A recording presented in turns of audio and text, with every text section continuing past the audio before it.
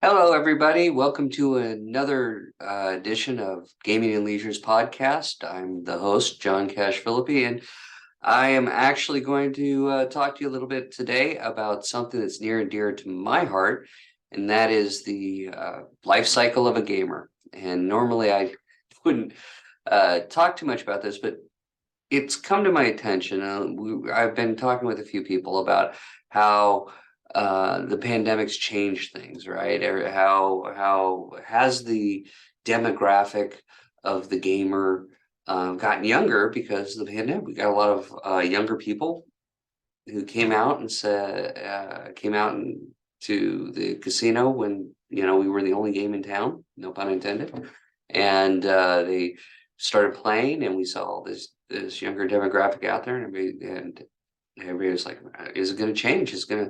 Are we going to keep and retain that younger group?" And I um, have some strong opinions about that. I think that let's go back about 2018, 2019. Everybody, I think, in the industry, even I think before that, we're talking how do we get the millennials? The millennials. Oh, that's the buzzword of the day. Let's get the millennials. We need to build games and build casinos and amenities to get the millennials in there. And at the time, I wrote a not so popular article for Gaming and Leisure called "Meh Millennials," and the reason I wrote it was because it didn't make sense.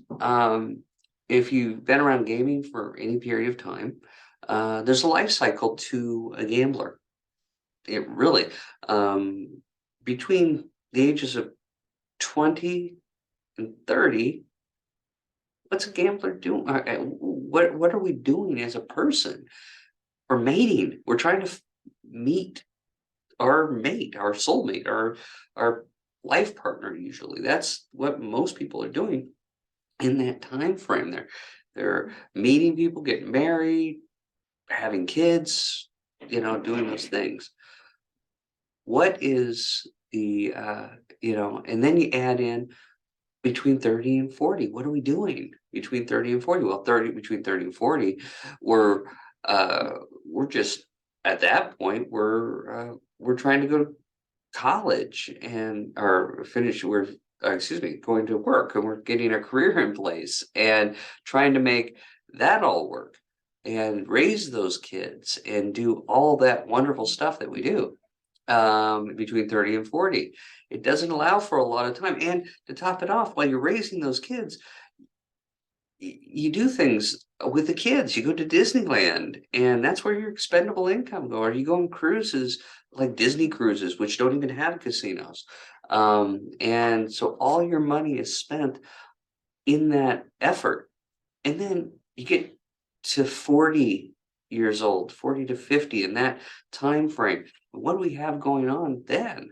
Well, between 40 and 50, we're all, we're trying to get our kids through college and finish getting ready for retirement and things like that. I mean, that's that sweet spot where they don't need us anymore at the 50 time frame. I think people are having kids older nowadays, but that's kind of the cycle. And that's why once you look at your demographic from 50 on up, because the kids are gone, the the the disposable income has now just come in because it's not being spent on children, and they can play on a slot machine. They find our game finally, or they find a way to play our game. Um, Not to mention, let's go back to the 20s and 30s. If you're in your 20s and 30s and you're looking at a thing like um, mating, a slot machine, even though we have love seats in the slot machines, they're not a really good place for socializing. You sit in front of a slot machine and you watch it and you play it, or you talk to your friend and play it. But for the most part, it's you in the game. It's that mano a mano thing. Table games is really our social game, and we've seen table game interest drop over the years. Um, and we won't get into the reasoning behind that, but table game interest, table games have gotten less and less, and slot floors have gotten more and more. Probably a lot of it's on our end, labor, all the different stuff, because it takes a lot of labor to run table games. Might be, and but we go towards interest, obviously. So we were targeting millennials before the pandemic. And by the way, I got a bone to pick with everyone out there. Why? I'm Generation X. Nobody even thought about me. Nobody even said, hey, Gen X, we got to target them. They just skipped completely over millennials. I was closer to the age. I was trying my best to become a gambler, but nobody even thought about targeting me. So, that's my only bone to pick is, no, really, here I am, you know, uh, I'm hurt. I don't know if anybody else on there is hurt. Please tell me if you are, because I felt left behind. Everyone is millennials, and it's fine. They're cute, they're interesting people, and all that. We want them and we love them and all that. But I want to feel a little love now and again too. Anyways, so now we got hit by a pandemic, and we're back to the same thing. Is the age of gaming reducing? Because all these young millennials or younger generation, the 45s and 40-year-olds and 30-year-olds and 20-year-olds who couldn't go out anywhere is now coming to the casino. So now they've come into the casino and they've seen our game and seen what we have. And we were the only game in town. We made great revenues because everybody was here.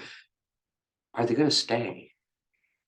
And I think the jury's out on this, but personally, I don't think so. I think that they're going to fall against that same life cycle that I was talking about, that life cycle where we go, okay, the millennials and the younger generation are going back to what they do.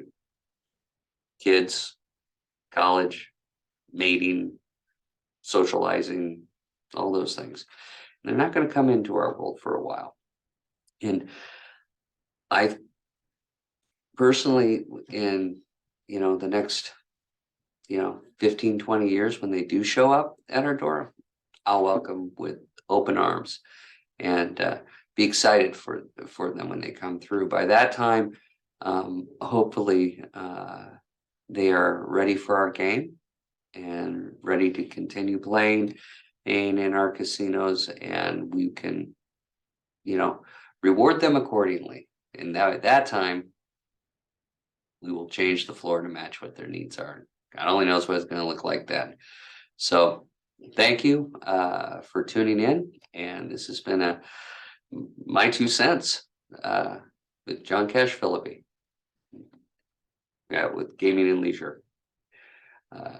Thanks.